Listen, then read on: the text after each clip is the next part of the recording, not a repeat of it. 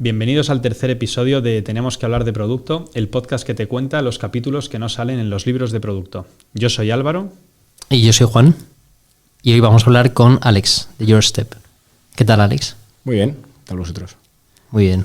Vamos a por ello.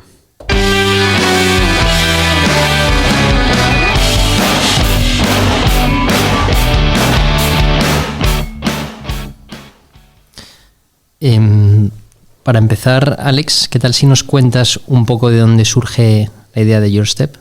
Claro, os cuento un poco. O sea, Your Step ahora mismo es una aplicación de productividad para estudiantes universitarios y nace un poco de la idea cuando llegas a la universidad por primera vez y estás perdidísimo y no tienes una aplicación, una plataforma que te ayude a organizarte, ¿no? Entonces, sé de lo que me hablas.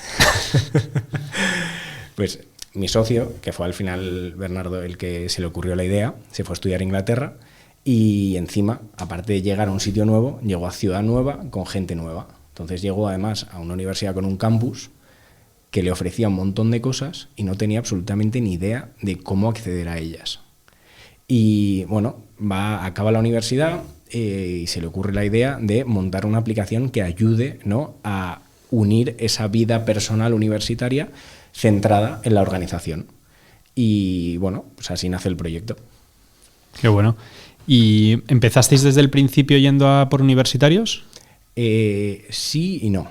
La versión corta, ¿no? O sea, es que no, porque los primeros clientes que tuvimos fue a colegios, pero esto venía porque la idea estaba muy centrada en un B2B, ¿no?, en una venta hacia universidades, pero nunca queríamos lanzarnos, ¿no?, a empezar el proyecto y a desarrollarlo si no teníamos una universidad que respaldara y que pudiéramos desarrollar todo el producto con ellos.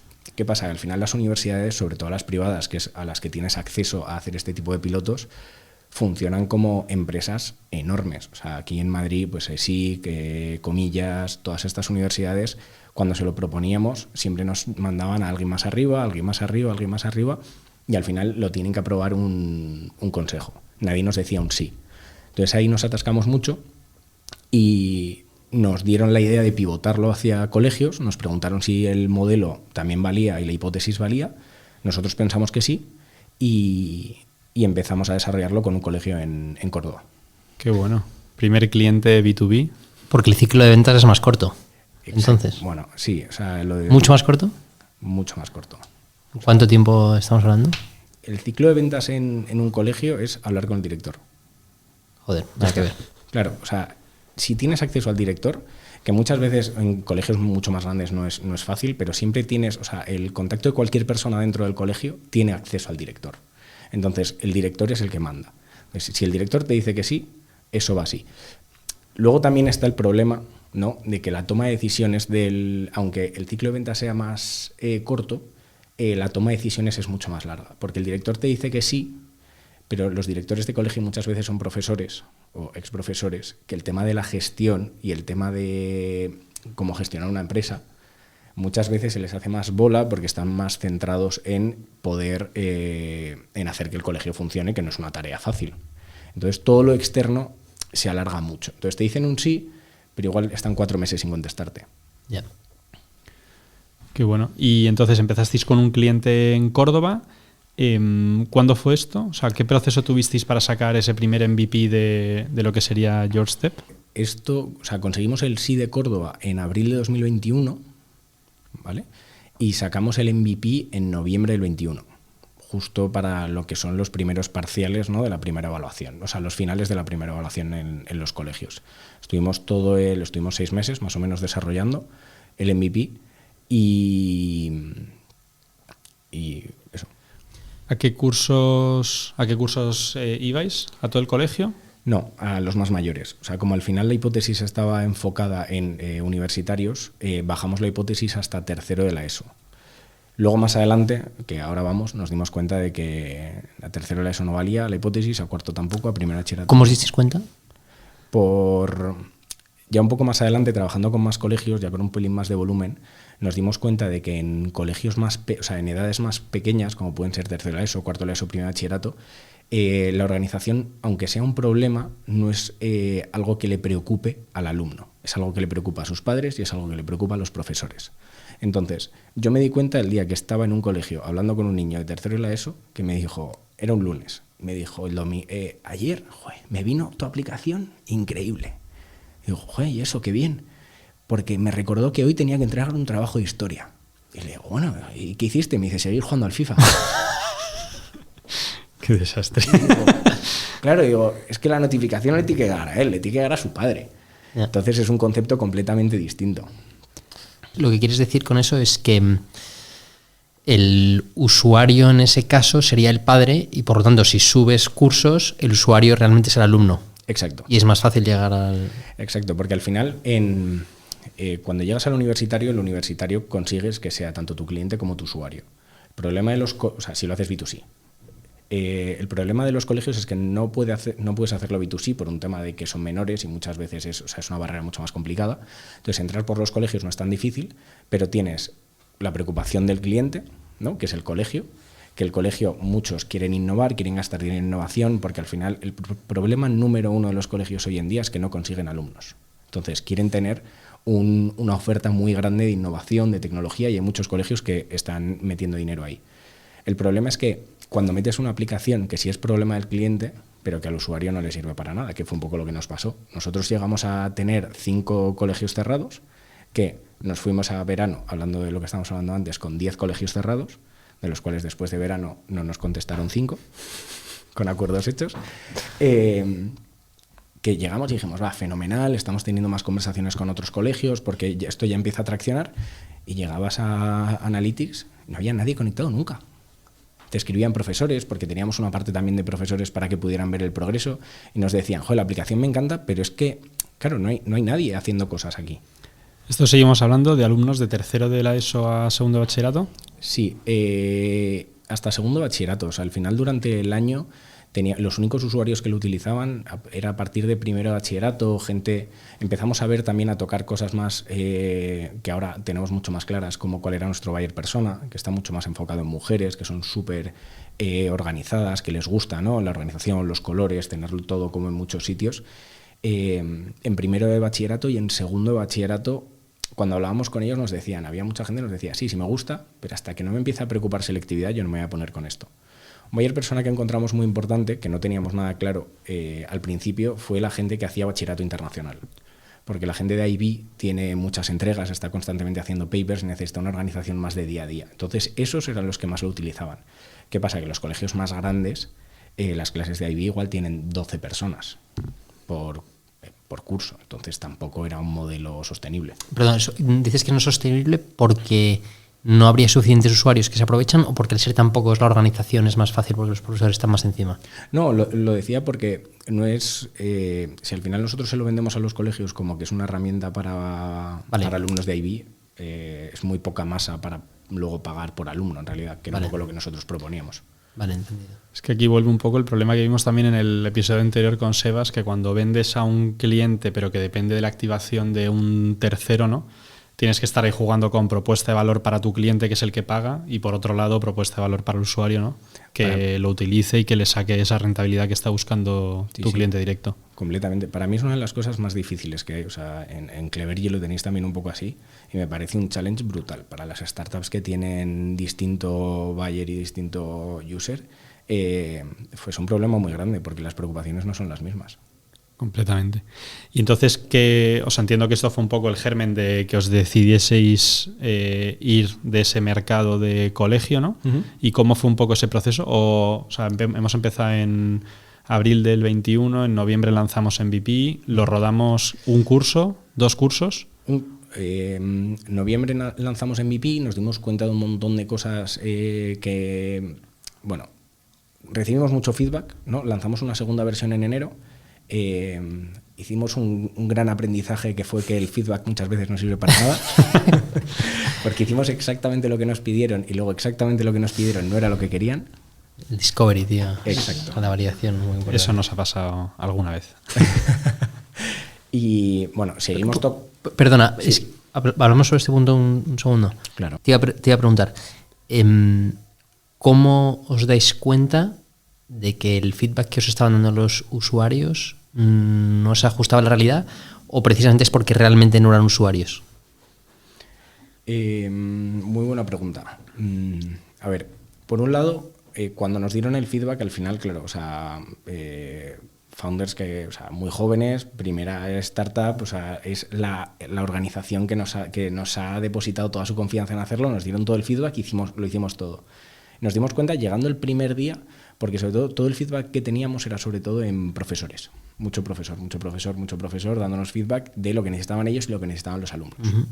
Entonces luego llegamos y el primer día que se lo mostramos se les veía en las caras de, mira, has hecho todo, pero no, esto sigue sin ser lo que yo quiero. Y tu segunda pregunta era... No, que si es porque no eran usuarios. Eso es un aprendizaje que hemos tenido mucho más tarde, que luego hablaremos si queréis de ello, que hemos tenido, nos ha dado mucha caña lanzadera, de tener muy claro cuál es nuestro user persona, cuál es nuestro buyer persona, y identificarlo y definirlo bien. Porque es algo que no teníamos, o sea, lo teníamos más o menos en el aire, pero seguíamos intentando abarcar a todo el mundo. O sea, y al final seguíamos intentando abarcar a todos los alumnos, o a todos los profesores, o luego todos los universitarios. Y fue algo que en esas etapas nos estaba penalizando mucho. Eso pasa, yo creo que en todos lados. La verdad es que los de lanzadera, yo creo que sobre todo porque van de la mano de Mercadona, ¿no? Tienen eso a fuego, ¿no? Con los tornillos y sus cosas. Exacto. Vale, yo sí que has sacado ahí un tema, founders jovencísimos. ¿Nos cuentas un poco, así a nivel personal, en qué situación estáis? Porque yo creo que, o sea, es el sueño de mucha gente en la universidad, ¿no? El salir y montar algo. Entonces, ¿nos cuentas...? Sí, o sea, a ver, somos tres founders, ¿no? Un CTO, un perfil muy, muy, muy técnico, que es Rodrigo, que nunca sabré cómo el CEO Bernardo le engañó para juntarse con nosotros. Luego está Bernardo, que es el CEO, que es un poco el que nos juntó a los tres y es el que tuvo la idea, que estudió economía en Londres. Y luego yo, que también hice ingeniería de telecomunicaciones, pero he rehuido toda la vida de la parte técnica. Entonces, aunque bueno, ha habido épocas evidentemente de la startup como te toca hacer cualquier cosa, que me ha tocado sentarme a programar, pero no es sobre todo lo que hago. A mí me gusta, bueno, hacer muchas cosas. Entonces, ahora mismo me toca ser pues diseñador, analytics, me ha tocado ser ventas, me ha tocado ponerme a hablar con inversores. Un poco también ese papel que también creo que necesitan todas las startups, de que todos los founders puedan hacer de todo. Ya te digo. Qué bueno, súper guay. Y entonces, o sea, no vais con un Lamborghini por las calles y no es ese tipo de emprendedor con 26 años, ¿no? No, es que el emprendimiento al final con 26 años, con 28, como que todo, en LinkedIn todo suena fenomenal porque todo el mundo levanta unas rondas de millones y millones y millones. Y al final eso es todo lo que se ve desde fuera, que son los 4 raros que están pegando el pelotazo. O sea, al final parece que si no creas globo, si no eres unicornio, si no llegas a unicornio, no estás montando nada, ¿no? Antes de los 30, ¿eh? Antes de los 30, claro. Si no estás en Forbes 30 Under 30, no eres nadie. Entonces, yo creo el emprendimiento, luego hablas con gente que emprende y claro, o sea, por fin te sientes como, vale, esto, la gente sufre, ¿no? Como yo, la gente está echándole muchas horas, la gente está cobrando nada porque todo el dinero se va a reinvertir a la empresa para crecer. El otro día hablaba con uno de los founders de Webel, que justo acaban de levantar dinero, y lo hablábamos los dos de, tío, es que al final, o sea, parece que todos cobramos una pasta y vamos en Lamborghini, y en realidad, o sea, cobramos el que menos de nuestros grupos de amigos de largo. Yo creo que cobras en otro tipo de en otro tipo de assets, ¿no? Completamente. Bueno, también es una inversión. O sea, es la una idea es que a largo inversión a plazo te salga bien, ¿no? Exacto. Completamente. Vale, cerramos el paréntesis sobre Alex. Os vais a universidades. ¿Esto qué fue el año pasado? Este año, porque después de estar un año ya con, o sea, un curso y medio, ¿no?, con los colegios en septiembre, una de las grandes cosas que tenemos en el equipo es la capacidad de pivotar rápido. O sea, nos da absolutamente igual cargarnos todo lo que hayamos hecho si lo vemos muy claro. Entonces, en diciembre, después de la conversación con el niño que os contaba antes, dijimos, esto no tiene ningún sentido. Vamos a volver a donde creíamos que estaba, tenemos algo de dinero para intentarlo, vamos a intentar reubicarlo a universitarios y vamos a intentar hacerlo en B2C, ya está, no pasa nada, vamos directos a por el universitario. Y en febrero de este año empezamos ya a hablar con universitarios. A partir de diciembre empezamos a montar un MVP otra vez de una app móvil, porque antes estaba todo en web, porque al final todos los colegios lo que pueden utilizar en clase y lo que les llevan a casa, ahora todos les dan un iPad o un Chromebook. Entonces no podía ser una app móvil, porque luego los padres para estudiar le quitan el móvil al niño. Entonces teníamos que cambiar el concepto por completo. Y empezamos a hablar con muchos estudiantes, mucha gente, y sacamos un MVP en abril, más o menos, y estuvimos ahí los meses... Abril del 22. Abril del 23. Ah, del 23. Sí, este año ya. Abril del 22 seguíamos con los colegios hasta diciembre del 22. Y en abril del 23 lanzamos un MVP de app que, bueno, claro, hasta el 15 de julio, que están las universidades con las recuperaciones más largas. Y bueno, conseguimos darnos cuenta de una cosa muy importante, que es que conseguimos por fin validar el problema, no la solución. ¿Cuál era el problema? La organización de los estudiantes universitarios. Que la gente llega a la universidad y no tiene una herramienta que le ayude a organizarse. Y tiene ese pain, ¿no? Y tienen ese pain, efectivamente. Porque los chavales de los colegios no tienen el pain. Correcto.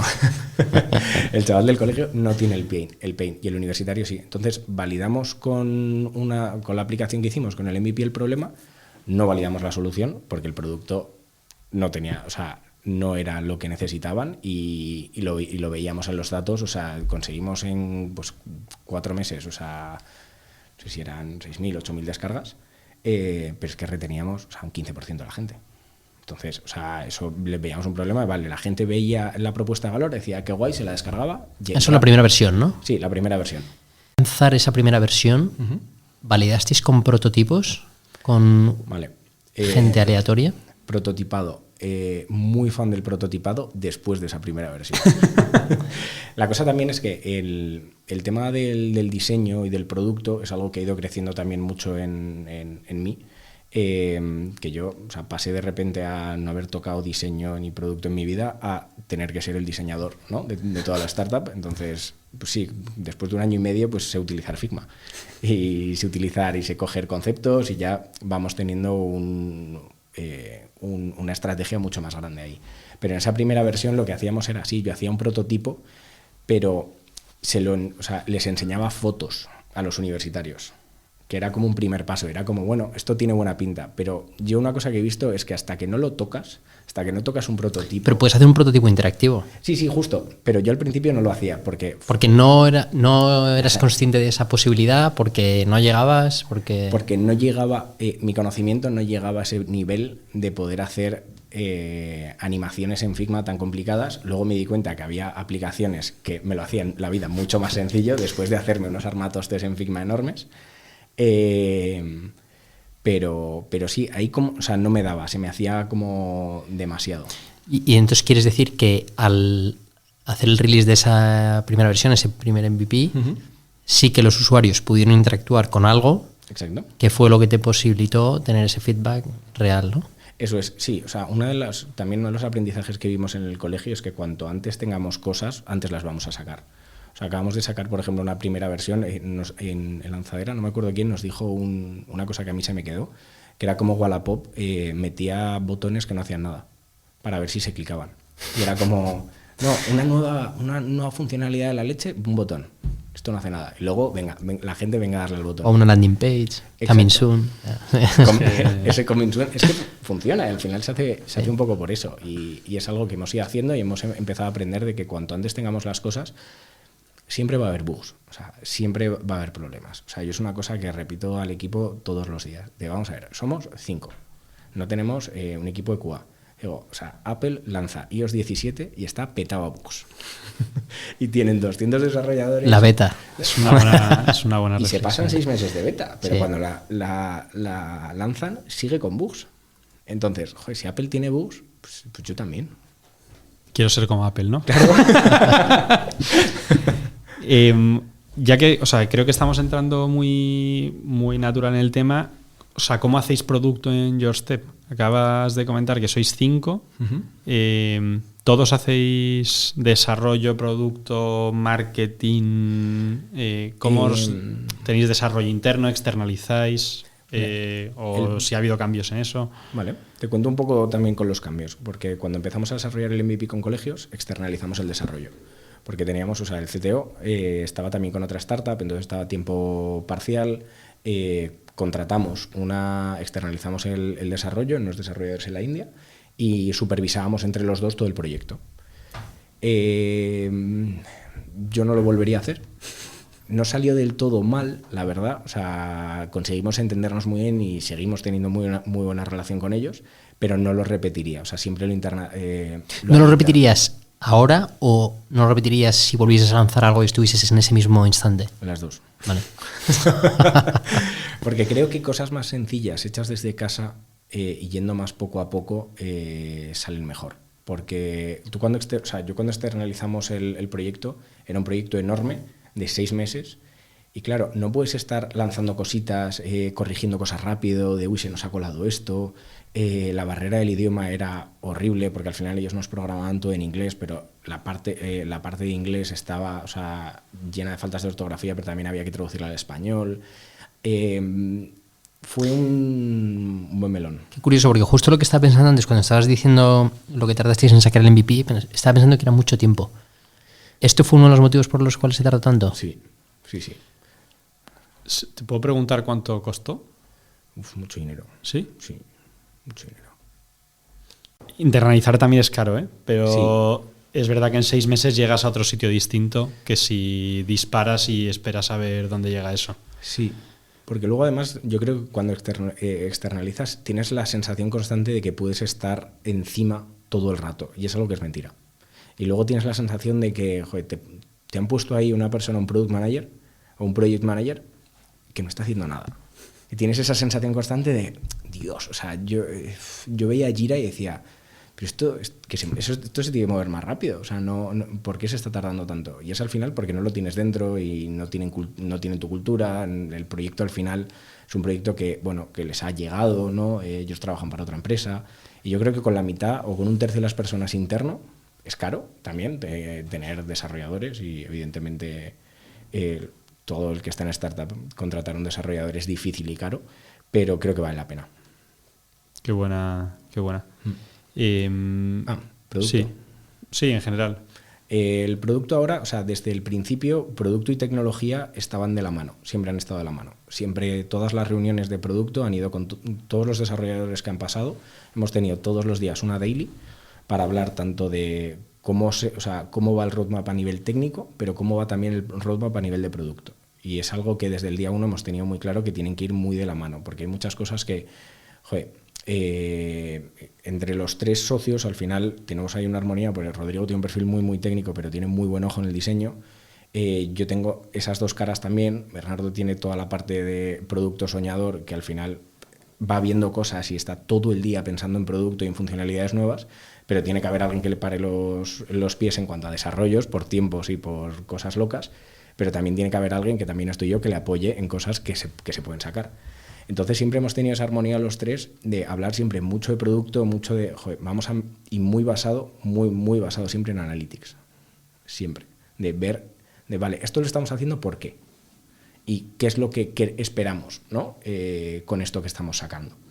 Y yo creo que esas 2 preguntas siempre son de, vale, esto estaría guay, ¿por qué? Porque lo has visto dónde, con quién has hablado. ¿Has hablado con una persona? No me vale. Ese error ya lo hemos hecho en el pasado. No, es que no sé quién me ha pedido que metamos notas de los exámenes. Es que claro, ahí encima habéis hecho un cambio súper gordo, ¿no? Porque cuando tú priorizas en B2B, sobre todo si tienes 5 colegios, si 5 personas te dicen ponme notas, pues es que es imposible no poner notas dentro de la aplicación, ¿no? Te lo han pedido todos tus clientes. Claro, me han pedido el 100. Y encima cuando tienes 2 clientes, más fácil aún, ¿no? El 100% de mis clientes. Pero ahora que habéis cambiado a B2C, claro, se complica muchísimo más el proceso, porque seguro que os llegan peticiones de usuarios, ¿no? Que ignoráis. Sí, uno de los pains más grandes que tuvimos fue contactar con los usuarios, porque nosotros, claro, tenemos el correo. ¿En el cole o en la uni? En la uni. En el cole íbamos al cole directamente, o sea, nos metíamos en las clases a preguntar. O sea, llegábamos, cogíamos, o sea, hablábamos con los subdirectores o con los directores, y podemos pasar, sí, molestar a quien queráis. Y entrábamos, molestábamos 5 minutos, hacíamos preguntas y, o sea, en un día barríamos 150 personas. Ahora, con los universitarios es más complicado, porque al final el dato que tenemos nosotros es el correo electrónico. Pero claro, ¿qué universitario contesta el correo electrónico? Ninguno. Entonces, una época que manualmente los buscábamos por redes sociales, por Instagram, y les escribíamos a ver si nos podían ayudar. ¿Eso es legal? No sé, lo hacíamos. En realidad. Lo buscábamos mucho o sea, intentamos que fueran siempre superusuarios. Que fuera gente que veíamos que lo utilizaba todos los días. Y les escribíamos como, oye, mira, somos los que lo hemos montado, ¿qué te gustaría tener? Pero el problema es que, claro, íbamos uno a uno y eso era horroroso. Una de las mejores cosas que metimos en la app fue un apartado de escríbenos. Eso te iba a preguntar. Feel free. Y en cuanto metimos ese campo, subió muchísimo la cantidad de feedback que teníamos. Luego tuvimos que cambiar, como todo en producto, tuvimos que cambiar el copy porque la gente se pensaba que era un ChatGPT. Entonces, en escríbenos era como, tengo 6 exámenes, organízamelos esta semana. Bueno, qué mejor forma de saber qué feature están buscando, ¿no? Te llegan 10 prompts de esos y dices, ostras, igual... No, sí, pero pues fácil 10. ¿Sí? Sí, y es un pop-up que además lo sacamos rápido, lo queríamos sacar rápido, era como lo más cutre del mundo. Era como, pero ¿cómo te puede parecer esto ChatGPT? O sea, no conseguía entenderlo, pero oye, es una funcionalidad. Bueno, están muy desesperados. Sí. ¿Qué te iba a preguntar? ¿Cómo organizabais ese feedback? Por curiosidad. Es decir, a la hora de medir cuáles son los problemas más comunes o las peticiones más comunes, ¿lo registráis en un Excel, en un Notion, de alguna forma, o simplemente...? Tenemos una plantilla... Teníamos una plantilla muy grande en Notion de gestión de proyectos, tasks con sprints, sprint de 2 semanas, siempre hemos funcionado así. Luego hace poco Notion puso unas plantillas nativas y las empezamos a usar en cuanto salieron en beta y la verdad es que van fenomenal. Y lo organizamos todo ahí. Intentamos, Notion al final es enorme y puedes hacer lo que quieras. Y a veces se nos ha atragantado mucho hacer seguimiento en Notion, pero cada vez más estamos poniendo mucho más detalle, todos los reviews, ¿vale? O sea, de feedback, si eso sale a desarrollar algo, si eso sale, por ejemplo, un prototipo, de dónde sale, está todo en Notion. Guay. Vale, y de ahí, o sea, has dicho que os apoyáis mucho en Analytics, ¿no? Sí. O sea, tampoco quiero dar pistas, ¿no? Pero ¿qué miráis, no? O sea, ¿cómo enfocáis Analytics para que de verdad os sirva y no estáis ahí diciendo, genial, 6.000 descargas, somos la leche, siguiente mes 7.000, ha subido el número, somos la leche, ¿no? Porque si el mes pasado 6.000 y este mes 7.000, pues tenemos más descargas. Claro. No, una de las cosas más, que veíamos desde el día 1 es el engagement. Luego veíamos el engagement muy general y luego veíamos eventos e interacciones en la aplicación como por separado, que era una cosa que hacíamos mal al principio y que ahora lo veo con tiempo y no entiendo por qué, pues no tiene ningún sentido. Y hablando contigo se me desbloqueó un día eso de, claro, todo lo que haga de aquí tiene que ser porque afecta a esto. Y a partir de ahí lo miramos siempre así. Empezamos a desengranar también los usuarios, el tipo de engagement de, pues oye, un Gold Tier, un Silver y un Bronze. Perdona, ¿en base al número de logins por mes, por semana, por día? Es que esa es la pregunta que te iba a hacer yo porque vale. A nosotros también nos dicen mucho, oye, vuestra aplicación muy guay, ¿cuál es vuestro engagement, no? Y vale. Yo digo, ¿cómo que cuál es nuestro engagement? O sea, yo te digo si quieres mi engagement y cómo lo mido yo, pero ¿cómo medís vosotros el engagement? Pues mira, es algo que nos ha costado muchísimo. Porque nunca. Y lo vais a cambiar seguro. Sí. Porque no sabíamos, fuera de cómo medirlo, nunca sabíamos si estaba bien o no el engagement. O sea, nunca sabíamos si, te sale ahí de repente un número y era como, vale, y este porcentaje, bien, día 7, día 30. Lo medimos por día, lo medimos por semana. Y justo encontramos un paper de aplicaciones de productividad que habían hecho un estudio de AppsFlyer, que es que no tiene nada que ver con productividad, pero tiene que ver con un montón de analytics. Sacó un paper de aplicaciones de productividad y ponía la media de todas las aplicaciones de productividad, qué engagement tenía por días. Y nosotros medíamos el engagement diario, siempre, porque para nosotros al final, al ser una aplicación que es una pseudoagenda para tu universidad, es muy importante el engagement diario, donde, vale, al día siguiente te has metido, has vuelto. A los 7 días, has vuelto. A los 14 días, has vuelto. No nos vale tanto la semana porque si has vuelto un día en toda la semana, no la has usado. Entonces son como número de logins o número de días que te conectas en los últimos 7 días. Sí, más o menos. Es más justo. Es los días que te conectas en 7 días. Luego ya no es tanto login. Muchas veces, o sea, para el último tier sí que utilizamos solo logins. Para los más altos, siempre en esos 7 días tiene que haber una acción de valor, que puede ser crear un examen, marcar tareas que te has creado como hechas o como no hechas, utilizar el Pomodoro para estudiar, hacer una acción de valor dentro de la aplicación. Eso está... Eso A ver, está guay. cada producto es diferente, tío. Sí, Claro, sí. sí. No, pero por eso me mola entrar siempre, porque el típico MAU o cosas así es que, pues sí, pues entran no sé cuántos usuarios. Y luego encima siempre está, pero usuarios nuevos, usuarios registrados que vuelven, que dejan de volver. Y dices, ostras.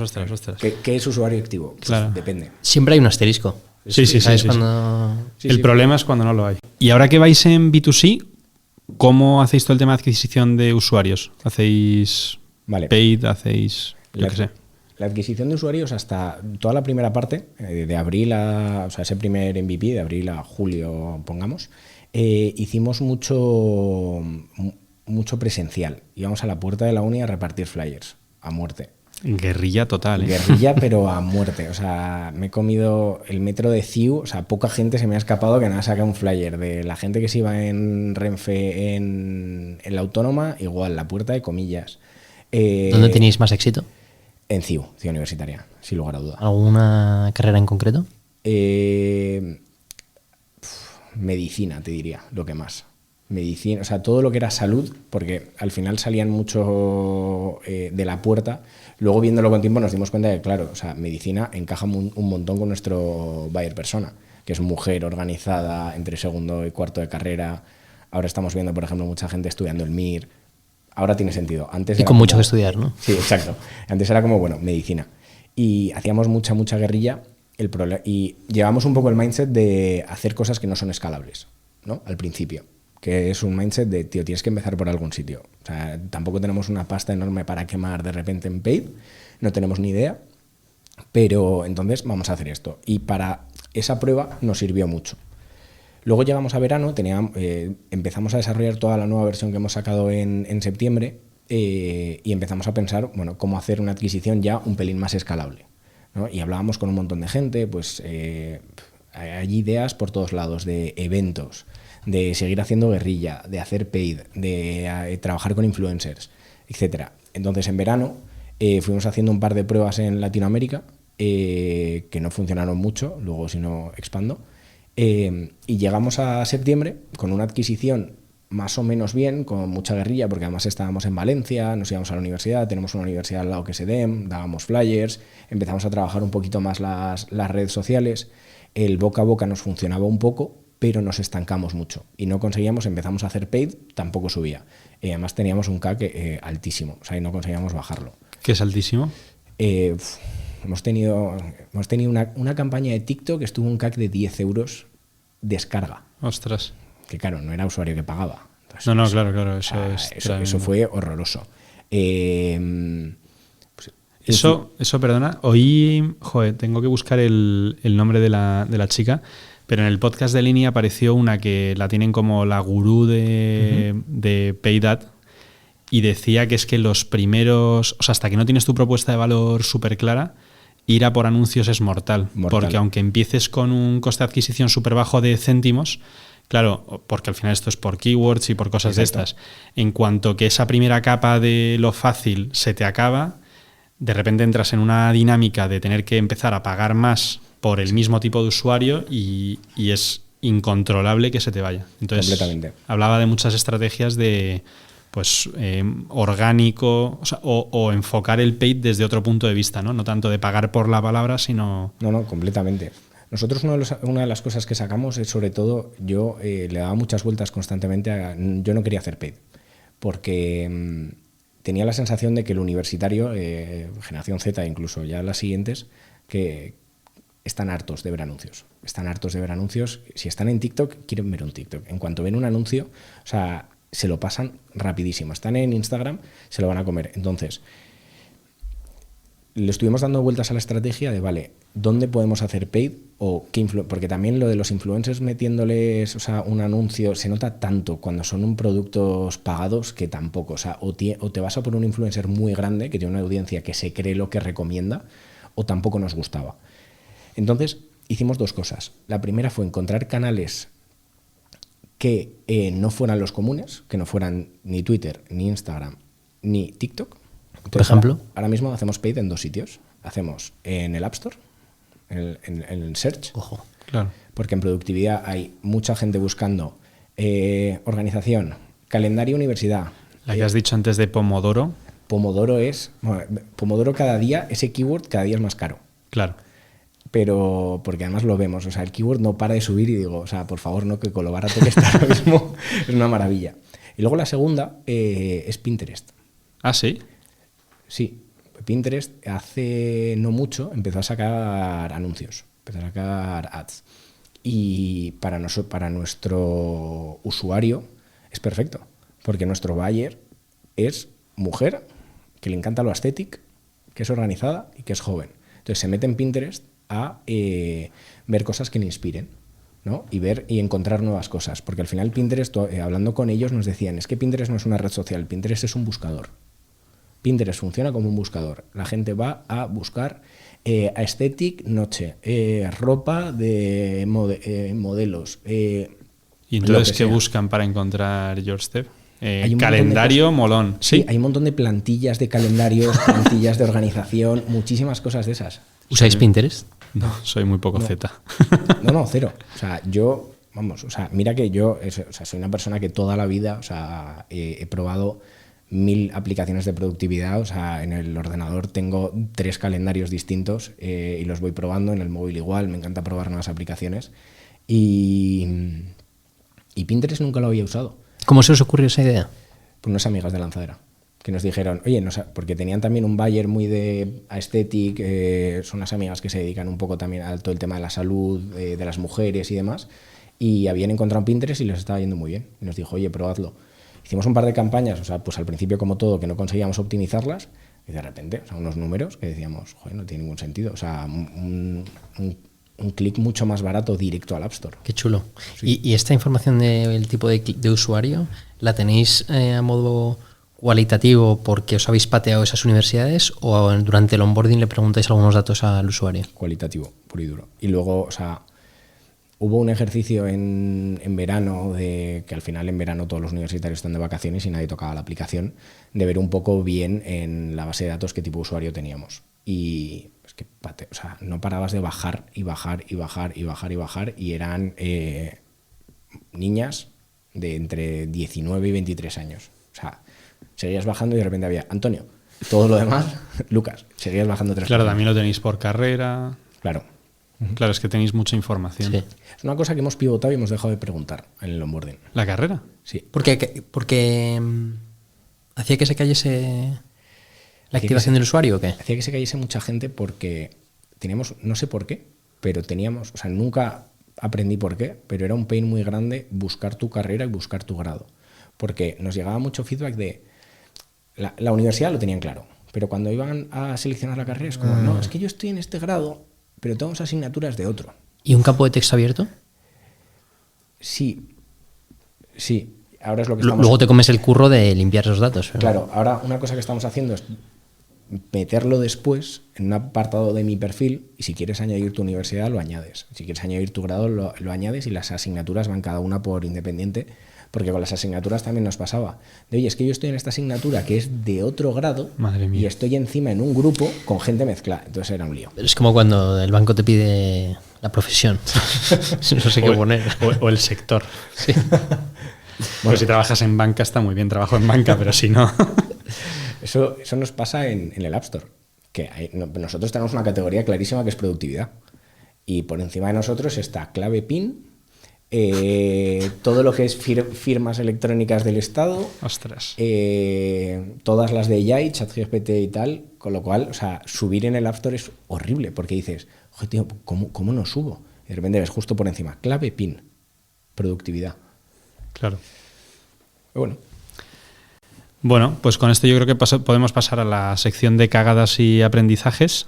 No os ha ido todo bien. No. Algún gazapillo habéis metido. Uh-huh. ¿Tienes así alguna corta graciosa para empezar? Es que ha habido muchas y hemos hablado de varias. Está para mí externalizar el primer desarrollo con los indios fue una buena cagada. No mirar el buyer persona fue una muy buena cagada. Estábamos hablando antes, por ejemplo, de hacer las pruebas en LATAM de Paid Ads, estuvo muy bien, fue como, ¡guau! En julio y agosto no hay nadie conectado en España, pero en Latinoamérica y en México están de exámenes, vamos a hacer pruebas, hacerlas y luego darnos cuenta, ya, pero es que si el usuario no tiene nada que ver el de España y el de México, entonces ¿cómo vamos a...? O sea, durante... Meternos en colegios también creo que fue una de las mayores cagadas, nos dio muchísimos aprendizajes, muchísimos, pero creo que el pivote en su día hubiera sido mejor de B2B a B2C, aunque hubiera sido, o sea, un miedo, que no lo hicimos por miedo puro, porque al final estábamos empezando una empresa y queríamos desarrollar eso con alguien. Pero teníais financiación para desarrollarla. Sí. Vale. Teníamos una financiación que hasta que no cerráramos a alguien con el que desarrollarlo, un potencial cliente, no nos iba a entrar el dinero. Ah, o sea que no podríais haber ido B2C. Yo creo que lo podríamos haber vendido. Ya. O sea, porque luego cuando pivotamos, bueno, he de decir que pivotamos un poco sin preguntar y dijimos, pivotamos rápido y pedimos antes perdón que permiso, porque... La clave. Eso funciona. Y luego estaban todos contentos. Así que... Y relacionado con esto, ¿monetizáis ahora de alguna manera? O sea... Sí, tenemos ahora suscripciones para un plan Pro, que al plan Premium, básicamente, le hemos dado muchas vueltas porque estuvimos viendo un poco las... Es jodido el tema. Es jodido porque nunca sabes cómo... estuvimos hablando con una persona en Lanzadera que tienen de producto muy buena y nos lo puso muy fácil. Nos dijo, a ver, hay planes Premium para ir a joder al usuario, que básicamente cada vez que quiera hacer una acción es como, Premium. Pero lo puede ver, entonces es como todo el rato mantequilla, en plan de Y luego hay una parte premium, que es hacer tu suscripción premium para usuarios premium. ¿Qué quiere decir esto? Usuarios que son superusuarios de la aplicación, que quieren ir más allá, darles esa posibilidad de ser pro, ¿no? Entonces, optamos por esa parte, que de primeras monetizas menos, pero tienes más engagement porque tu free tiene mucho valor y no molesta. No molesta, simplemente cuando ya la estás usando y quieres ir un poco más allá, haces como, anda. Y una de las cosas que antes también hablábamos de adquisición, una de las cosas que más nos ha servido es que hemos metido un referral program, que todas estas funcionalidades que a veces las lanzamos de esto va a funcionar y a veces no funciona, pues estas nos ha funcionado. Es básicamente si invitas a 5 amigos tienes la versión premium gratis, de por vida. De por vida. De por vida. Porque la lanzamos en un momento de que realmente... Si pensamos en la empresa, a día de hoy, ¿qué necesitamos? Usuarios. ¿Queremos facturar muchísimo ahora? No es el momento, ¿no? No es el momento. Y que un tío, cualquiera, tenga de por vida la versión gratuita, tampoco te va a cambiar. No me va a cambiar nada. Bueno, es que de hecho yo lo estaba pensando, claro, al final es de lo que paga uno, un 20% lo descuentas, que como coste de ventas en B2B no es nada. O sea, como coste de adquisición al cliente, un 20% de tu gross margin, no, de encima de todo. De todo, claro. Es la pera. O sea, es menos del gross margin incluso. Sí, entonces como que lo vimos muy claro de tampoco estamos dando tanto y es algo que engancha mucho porque llegas, o sea, entras y es como invita a 5 amigos y tienes el pro gratis de por vida.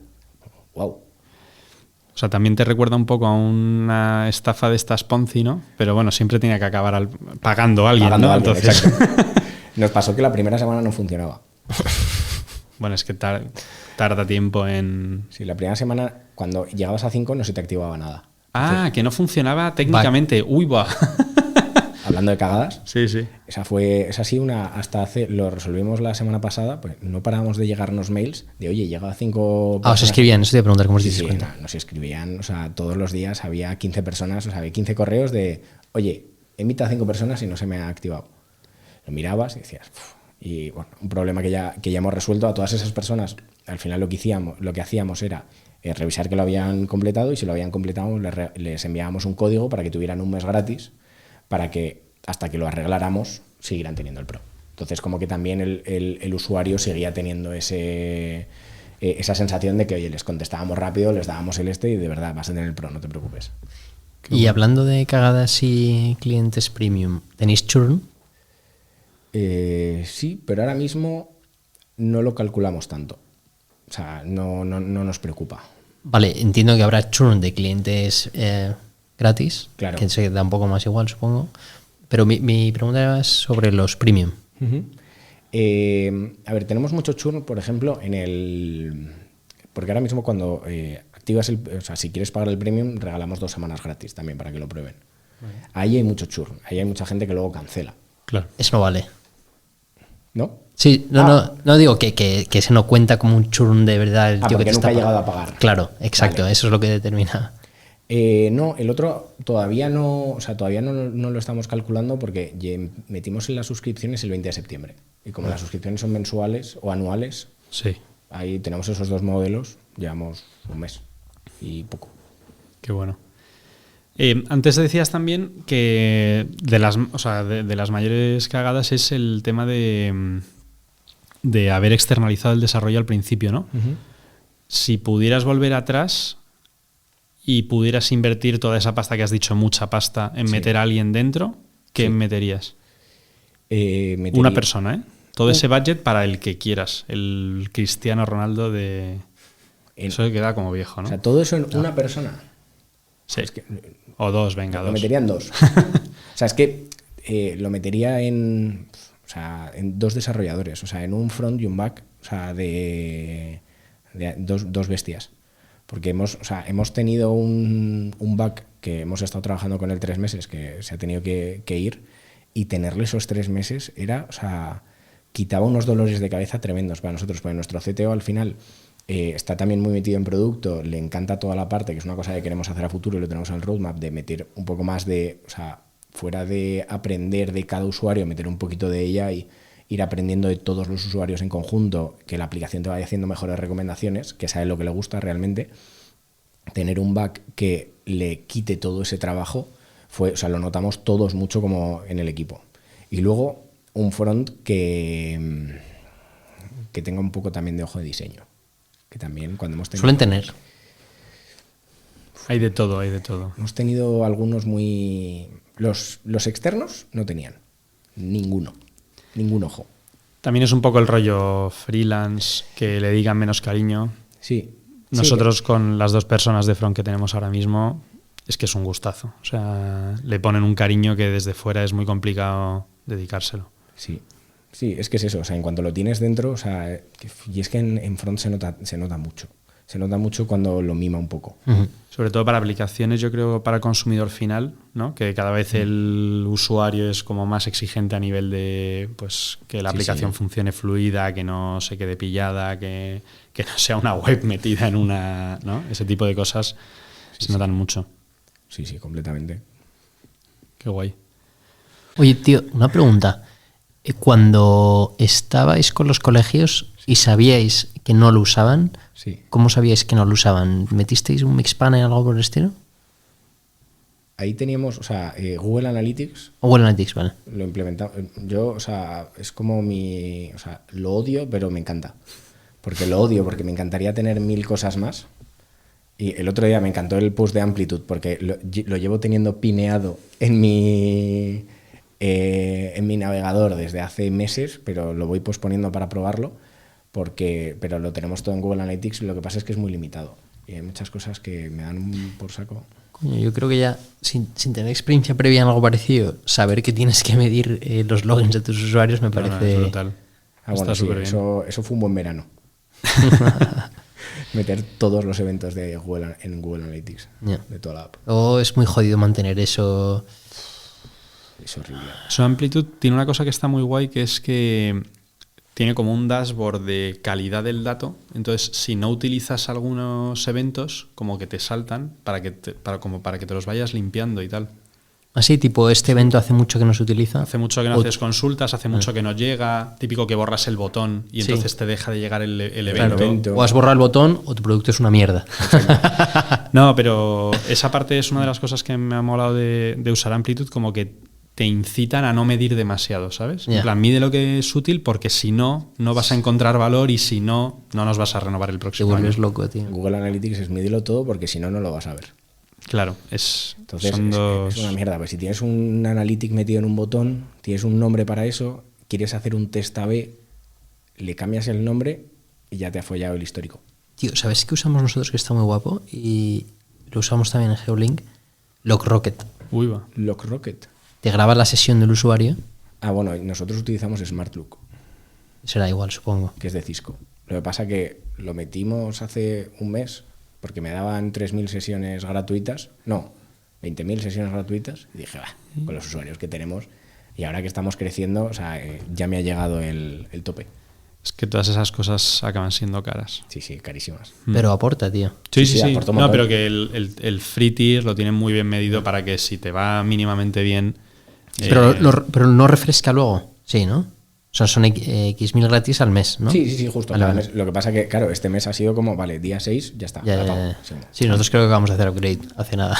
A nosotros nos pasó con Full Story también, que te dan 100 o 1000 al mes y al principio cubres todo el mes y luego el día 6 te has quemado todo. Te has quemado Y todo, dices, sí. joder, pues... Y luego además es que me graba sesiones, claro, de 3 segundos. Claro. De gente que a nosotros nos está reventando el pomodoro, porque lo tienes, bloqueas el móvil, entonces quita la sesión. Vuelve a entrar porque se ha metido en descanso, entonces otra sesión y nos va reventando. Pero bueno. De todas formas, son distintos tipos de herramientas de medir, ¿eh? Una cosa es Amplitude Mix Panel Analytics, sí, que nada es que ver. más eventos Sí, y Quanti. y lo otro es, oye, grabar la sesión y ver más cualitativo de cómo se le mueve el ratón, cómo vas a una zona de la aplicación, cómo no encuentra algo, ¿no? Eso es la pera, tío. Eso es buenísimo. Eso es brutal. Cómo se vuelve loco ahí. Sí. Yo tengo un plugin que es de pago, pero tiene como 5 al mes gratis en Figma, que te hace mapas de calor con AI. Ah, eso está chulo. Está muy guay. Eso para temas de copy y tal, nosotros lo utilizamos. Le plantas ahí la pantalla y de repente dices, el tío se va a leer estas palabras, esta imagen, este botón. Sí. Entonces, cuando tienes algo muy cargado... es Vale. superútil. Sobre una imagen de una vista, Sí. Claro. te dice cuáles son las zonas calientes que va a identificar. Eso es, ¿dónde se va la atención? Qué Está muy guapo, chulo. tío. Claro, entonces si tú pones un texto grande, clica, pues claramente el usuario va a ver eso. Si pones un párrafo Sí, a mí para terrible... algunas pantallas que como que las ves como muy cargadas, pero no te puedes cargar nada, es como, vale, ¿a dónde quiero que se lleve la atención? Esto. Claro. Pues te lo hace muy bien. Está guay. ¿Cómo se llama? Vale, es que aquí, con todas las cosas que estás diciendo, hay un tema que yo creo que como first founders con 20 y pico años, recién salidos de la carrera, o sea, tenéis ahí un hándicap muy gordo, que es que como no habéis visto cómo se curra en otros sitios, ni bien ni mal, porque hay veces que incluso currando mal aprendes a cómo no hacer cosas, ¿no?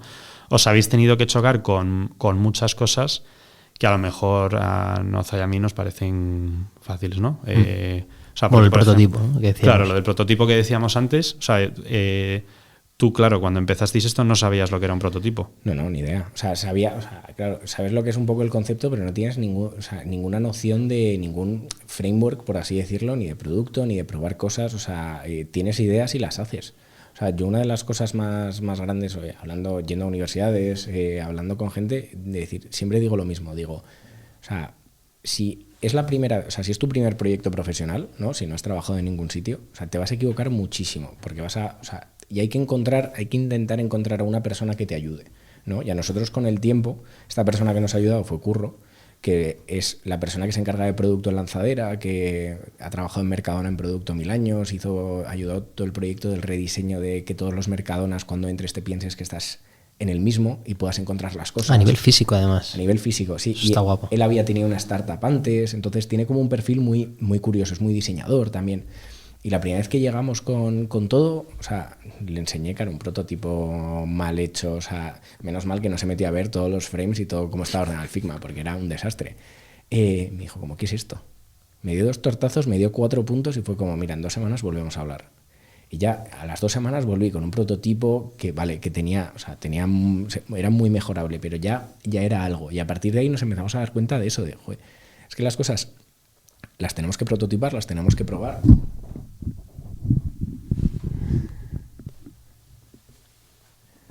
Es que las cosas las tenemos que prototipar, las tenemos que probar y tienen que seguir un ciclo que no sea simplemente se nos ha ocurrido, lo hemos hablado, nos parece buena idea, lo lanzamos.